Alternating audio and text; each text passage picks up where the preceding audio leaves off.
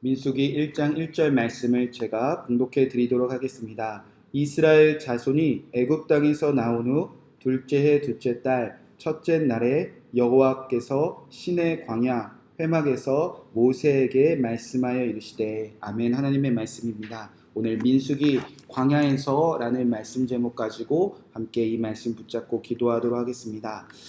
민수기가 이 모세 오경 속에서 어느 정도의 자리에 위치하고 있는지 이 성경의 흐름을 좀 살펴보고 이 민수기의 전체 그림을 이번 한 주간 계속 그려 나가도록 하겠습니다.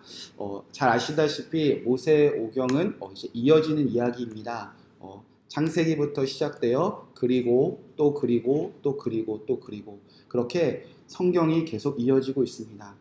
이제 이 성경이 히브리어 성경이 헬라어로 쓰여지고 또 헬라어에서 영어로 번역되면서 이제 성경의 제목들이 이제 조금씩 성경의 원래 뜻과 조금씩 바뀌어 갔지만 그것이 틀리다는 것이 아니라 처음에 하나님께서 이 성경을 썼을 때에는 한 가지 주제를 가지고 이어나갔다는 겁니다. 그래서 민수기가 하늘에서 뚝 떨어진 것이 아니라 전에 창세기부터 또 출애굽기, 레위기, 민수기로 이어가는 그 흐름이 있고 그 흐름 속에서 이 민수기는 지금 우리에게 어떤 말씀을 하기 원하시는가 좀 살펴보도록 하겠습니다. 자, 우리가 레위기 때도 한번 살펴보았는데요. 이 창세기라는 이 성경의 이름은 베레시트라는 뜻을 갖고 있습니다. 그 성경의 첫 구절 태초에 그 이름을 따서 그냥 히브리어 성경 이름을 짓습니다. 이 베레시트 태초에라는 뜻은 이제 태초에 하나님께서 어떤 일을 하셨다는 겁니다.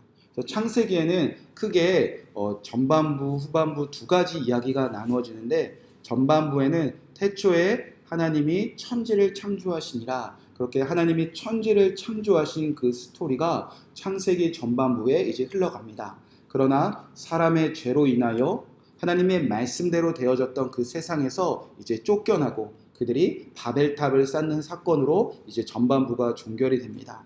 그래서 하나님이 다시 한 사람에게 말씀하십니다. 바로 믿음의 조상이라고 불렸던 아브라함에게 다시 말씀하시고 그 아브라함이 말씀을 따라가기 시작합니다. 그렇게 시작된 아브라함과 이삭과 야곱과 요셉과 그 12 형제를 통하여서 하나님께서 이제 한 민족을 탄생시키는데 이스라엘이란 민족이 다시 태초에 창조되기 시작합니다. 하나님께서는요, 이 이스라엘 민족이라면 이제 이 땅에 다시 하나님의 나라를 세울 수 있겠다, 그런 마음이 생기셨다는 겁니다. 바로 아브라함처럼 순종하고 또 이삭처럼 그 아버지를 따라가고 그리고 야곱처럼 하나님의 집에 대한 꿈을 꿈꾸며 또 요셉과 유다처럼 이제 하나님과의 깨어진 관계를 화해하여 이 땅의 모든 악을 선으로 바꾸는 이 태초에 창조하신 이스라엘과 같은 사람이라면, 모든 악을 선으로 바꾸어 모든 사람의 생명을 구하는 이스라엘 사람이라면 태초에 하나님의 나라를 다시 세우실 수 있겠다. 그것이 창세기에 흐르는 큰 주제입니다. 자, 그리고 이제 출애굽기가 이어집니다. 출애굽기도 이 베엘레, 제가 이 이 히브리어를 옮기는 게 잘 안 되더라고요. 그래서 베엘레라는 그 히브리어를 옮기지는 못했는데 이 베도 그리고라는 뜻입니다. 그리고 셰모트. 그래서 이 출애굽기의 첫 구절을 그대로 따서 그리고 이름은 이러하니라. 그래서 출애굽기 1장을 딱 펴보면요, 이스라엘 자손들의 이름들이 쭉 펼쳐집니다. 이 이스라엘의 이름들을 쭉 열거해 놓고 이 이름을 가진 사람들은 이런 사람들이 될 거야 라고 이제 출애굽기에서는요, 하나님께서 창조하신 그 이스라엘의 이제 정체성을 밝히기 시작합니다. 그래서 출애굽기 1장을 딱 펼쳐보면 이스라엘 이름들이 펼쳐지고 그들이 지금 정체성을 잃어버려 가고 있었다는 겁니다. 바로 바로를, 애굽 땅의 바로 왕을 예배하는 자들로 살아가고 있었다는 겁니다. 그래서 이제 그들의 정체성을 다시 찾아주기 위해서 전반부에서는 어떤 이야기가 펼쳐지느냐, 하나님이 그들을 바로의 손에서 구원하신다는 겁니다. 그래서 하나님께서 모세를 통하여 계속 말씀하시는 것은 이들은 나를 섬길 것이다. 이들은 나를 예배하는 백성이 될 것이다. 그 정체성에 대해서 말씀 계속하십니다. 그런데 바로를 향하여, 바로를 위하여 그 바로의 왕궁을 지었던 그 일도 노동, 우리가 말하는 아바드 예배라는 단어를 쓰고요. 하나님을 섬긴다. 그때 예배도 똑같이 아바드라는 단어를 쓴다는 겁니다. 그러니까 이 땅에 하나님께서 부름받은 백성들은 우상을 섬기던가 헛된 왕을 섬기던가 노동하다가 힘겨워하며 죽던가 아니면 정말 하나님만 위하여 살아가는 둘 중에 하나를 이제 선택하기 위해서 하나님께서 구원해 내셨다는 겁니다. 그래서 이제 하나님께서 열 가지의 재앙으로 이스라엘 백성들을 구원하셨습니다. 이유는 다 한 가지입니다. 이제 바로 예배하지 마라. 바로를 위해서 일하다가 고통당하고 죽지 말라. 바로 하나님만 예배하는 백성이 되어라 라고 구원을 하십니다. 자, 그래서 출애굽기에서 말하고자 하는 것은요, 사실은 더 중요한 것은 하나님이 우리를 구원하셨다, 출애굽시키셨다, 탈출시키셨다. 그것보다 더 중요한 것은 이제 예배하는 자들로 구원받았다면 예배가 무엇인가에 대해서 출애굽기에 이제 기록이 되어져 있습니다. 그것이 무엇인가? 바로 이제 시내산에서 맺어진 율법 이야기입니다.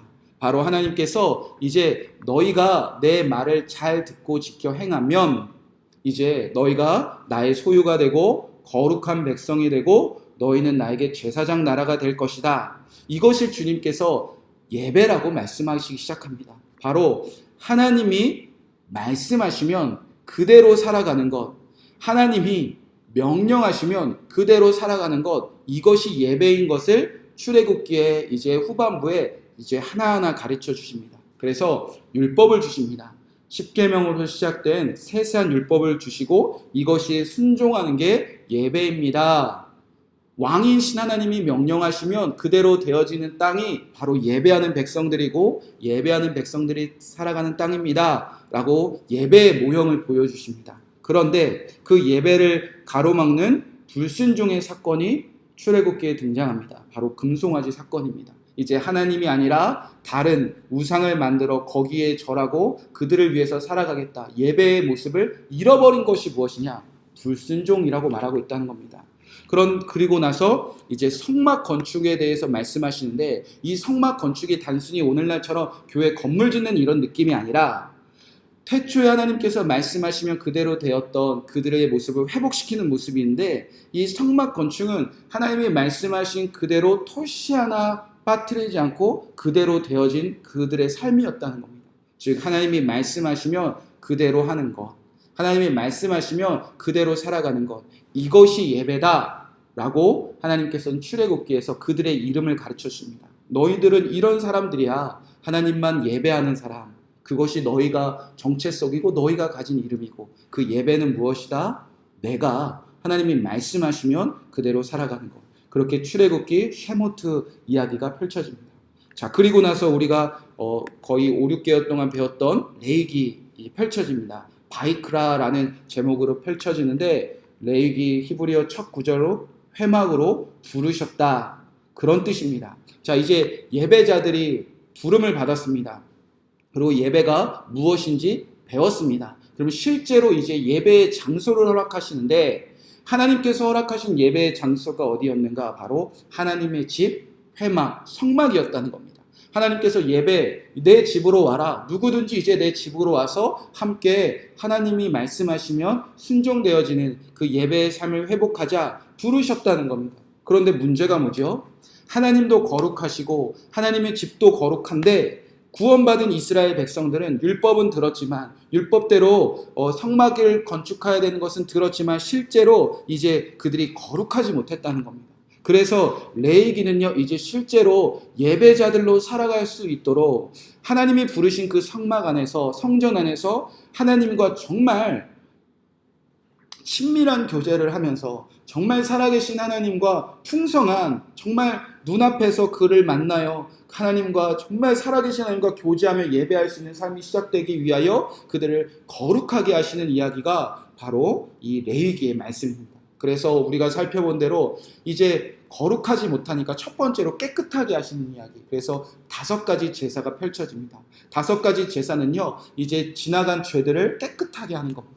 그래서 전반부에는 5가지 죄로 이제 예배 이 성전으로 들어올 수 있도록 하나님 품 안에 들어올 수 있도록 깨끗하게 하신 이야기.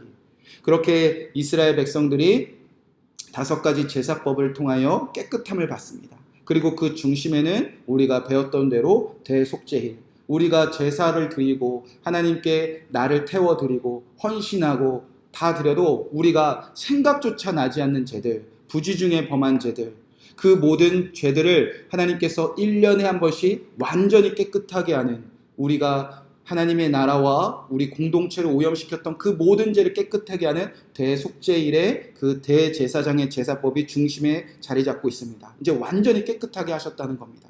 그리고 나서 이제 후반부에 무엇이 펼쳐졌냐면 거룩한 삶입니다. 이제 완전히 깨끗해졌으니까 이제 더럽히지 말라는 겁니다. 바로 이방인들의 삶처럼 살지 말고 하나님의 규례와 법도와 말씀들을 가르쳐 주십니다. 이렇게 그들이 하나님의 성전 안에서 예배할 수 있는 이제 모든 말씀을 다 배웠다는 겁니다. 자, 여기까지가 우리가 이제 지난주까지 배웠던 창세기, 출애굽기, 레위기의 말씀입니다. 자, 이제 출애굽기의 시내산의 언약부터 레위기까지는 이제 실제로는요, 그 이론편이라고 생각하시면 좋습니다. 아, 나는 예배자구나. 나는 하나님만 섬기는 사람이구나. 아, 예배는 하나님의 말씀대로 사는 거구나. 아, 그래서 성전으로 부름 받았는데 내가 깨끗해야, 거룩해야 되는구나. 그래서 완전히 예배의 장소로 부름 받았습니다. 자, 그리고 우리가 펼쳐지는 민수기의 제목이 무엇인가? 민수기는요, 베미드바르라는 성경 제목을 쓰였는데 광야에서라는 뜻입니다. 실전편이라는 거예요. 이제 배운 예배대로 예배자의 이름을 가지고 깨끗해지고 거룩해진 우리가 정말 이 땅에서 예배자로 살 수 있는가? 그런데 그 장소를 하나님께서 어디로 끌고 가시느냐? 바로 광야에서도 우리가 예배할 수 있는가? 그거를 물으신다는 겁니다. 자, 광야의 특별함이 무엇인가? 실제로 우리가 예배해야 될 세상은 광야와 같다는 것입니다. 우리가 실제로 하나님의 말씀을 듣고 하나님의 말씀에 대해서 배우고 하나님의 말씀대로 순종하는 것이 우리가 정말 주님께서 기뻐하시는 아바드의 예배라는 것을 계속 듣고 있는데, 우리가 실제로 이 듣고 순종해야 될 그 예배의 장소는, 그 세상은 어디 가운데서 우리가 중심에서 예배해야 되는가? 광야라는 곳입니다. 주님은 이제 이스라엘 백성들에게 물으신다는 겁니다. 광야에서도 이 백성들이 예배할 수 있는가? 자, 광야의 특별함이 있습니다. 첫 번째로는요, 이 광야에서는 하나님이 없이는 살아갈 수 없는 곳입니다. 그리고 이 광야에서는 온전히 주님만 붙들 수 있는 곳입니다. 그리고 이 광야에서는 철저히 준비하지 않으면 이제 살아갈 수가 없습니다. 예배해낼 수가 없습니다. 그리고 하나님께서 분명한 것은 이스라엘 백성들이라면 이 광야에서도 예배할 수 있다는 확신을 가지고 이제 그들을 보내셨다는 겁니다. 자, 그래서 이제 민수기에서는 이제 어떤 흐름을 가지고 있는가? 자, 1장부터 11장까지는 9세대가 인구 조사를 하고 행진 준비를 합니다. 자, 이제 다 모여봐라. 이제 우리가 광야에서 정말 이제 예배하러 살아갈 텐데 이제 광야에서 어떻게 예배할지 그들이 행진 준비를 합니다. 여러분이 만약에 오늘 당장 저 광야 땅으로 간다면 무엇을 준비하면 될까요?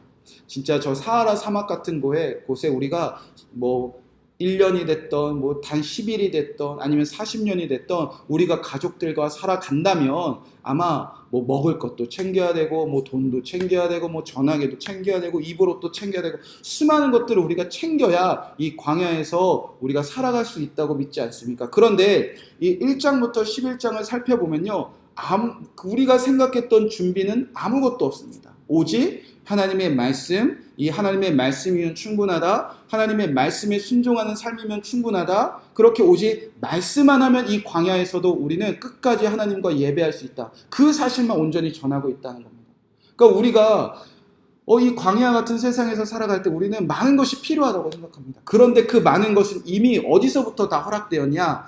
출애굽기 그 시내산의 언약에 도착하기 전부터 먹을 것, 만나와 메추라기 그리고 광야에서 물 그들이 살아가는 삶의 터전 이미 광야에 들어가기 전에 이미 다 허락하셔서 매일매일 감탄하는 삶이 허락되었다는 겁니다. 그런데 실제로 말씀 듣고 말씀 배우고 말씀이 무엇인지 깨닫고 나서 이제 실제로 우리가 가정에서나 직장에서나 우리 삶의 터전에서나 이웃의 앞에서 교회에서 예배할 때 우리는 사실은 말씀으로 충분하지 않다고 생각한다는 겁니다. 자, 그런데 하나님께서는 이 세대들과 함께 오직 말씀만 가지고 가면 이 광야에서도 충분히 예배할 수 있다.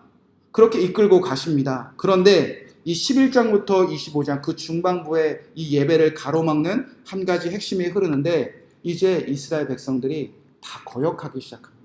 다 불순종하기 시작합니다. 광야에서 말씀으로 충분하지 않아요.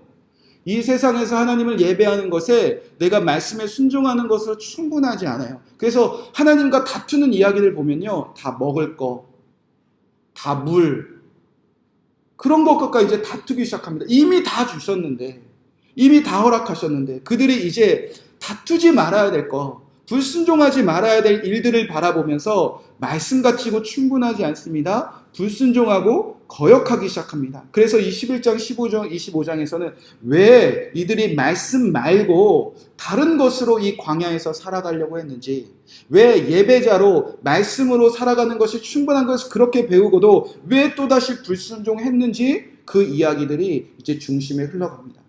여러분, 놀라운 것은요, 모세와 아론마저도 이 놀라운 지도자마저도 하나님의 말씀에 불순종하여 광야 땅에서 다 사라져갔다는 겁니다. 그리고 단 몇 사람만, 실제로 구원받은 사람 중에서 몇 사람만 이제 실제로 하나님의 나라에 들어가는가, 단 2사람뿐이었다는 겁니다. 그 수십만의 사람들은요, 광야에서 그렇게 말씀 알고도, 그렇게 말씀 철저히 배우고도, 말씀대로 성막을 지어보고도 그들은 어떻게 되었느냐? 광야에서 불순종한 세대가 되어서 다 진멸하고 말았다는 것입니다.